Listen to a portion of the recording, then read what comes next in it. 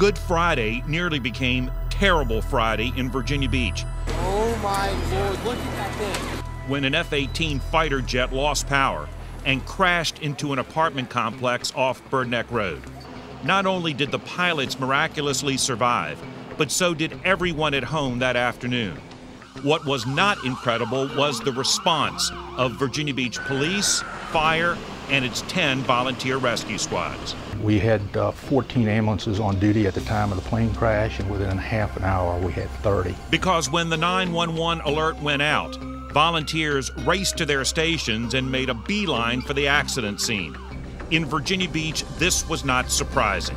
For events large and small, there are hundreds of professionally trained men and women at home or work ready to answer the call at a moment's notice. Your neighbor could be a former volunteer rescue squad person or a current volunteer rescue squad person who hears the call and can come over and help you. It's just over the years we've trained so many people that it's just raised the bar of the community in terms of their ability to respond to emergencies. Volunteers not only man 11 stations located throughout a sprawling city of nearly 500 square miles, but also raise the dollars needed to build new ones and put ambulances in the bays. The capacity of the system is enormous. We have more units than all the other cities in Hampton Roads put together, and it's delivered by a volunteer system. It's truly amazing. As are the savings that accrue to the city as a result of having so much donated labor. We're spending $18 per capita on costs for EMS services, which is about 10% what a typical city would spend on emergency medical services, and it's all due to the volunteer component that's out there. It's a very, very impressive system of international reputation. The first volunteer rescue squad in what is now the city of Virginia Beach began in 1952. Today, the city has nearly 10 times the population. But fortunately, the rescue system, which now includes 32 career providers, has kept up with the demand for more equipment, expertise, and people, like Rebecca Wood. At the end of the day, you can go home knowing that you either held somebody's hand, made somebody feel good, comforted them, and just made somebody else's life a little bit better, maybe. The daughter and sister of former volunteers, Wood says it was the near death of her own daughter and the treatment she received from a volunteer paramedic that motivated her to become a lifesaver herself. She was in a seizure and respiratory arrest for approximately 45 minutes.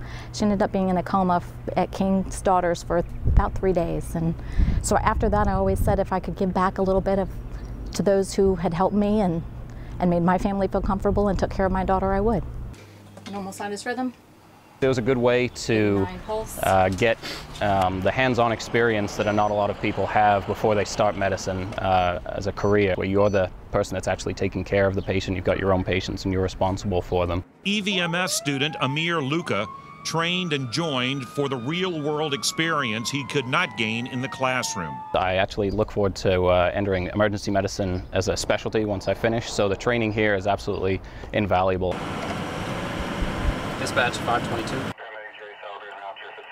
No one knows how well prepared the volunteers are than the nurses and doctors at area hospitals who communicate with them. They're the ones who can tell us what the patient looks like, what they're seeing, what we could anticipate. And without that, we'd be blind. They're doing an extraordinary job. We feel very fortunate to be teamed together with them. The true proof of performance is in outcomes.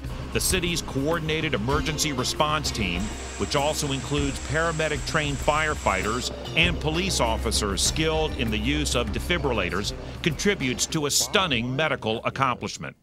The cardiac arrest survival rates that we're achieving in Virginia Beach, we're over 49%, which is 7 times the national average. It's one of the best in the country. We used to have like barely 8 ambulances, now coming up with 13 to 15 ambulances a day, so it's good. Thanks in part to an ongoing aggressive recruitment campaign and public relations effort funded by the Virginia Beach Rescue Squad Foundation, there are today 1,200 volunteers, either in uniform or behind the scenes, responding to more than 38,000 calls a year. It seems to be strengthening as we go forward with increased numbers, increased participation, increased number of ambulance units on the street. All the measures that you want to see for a healthy system are there.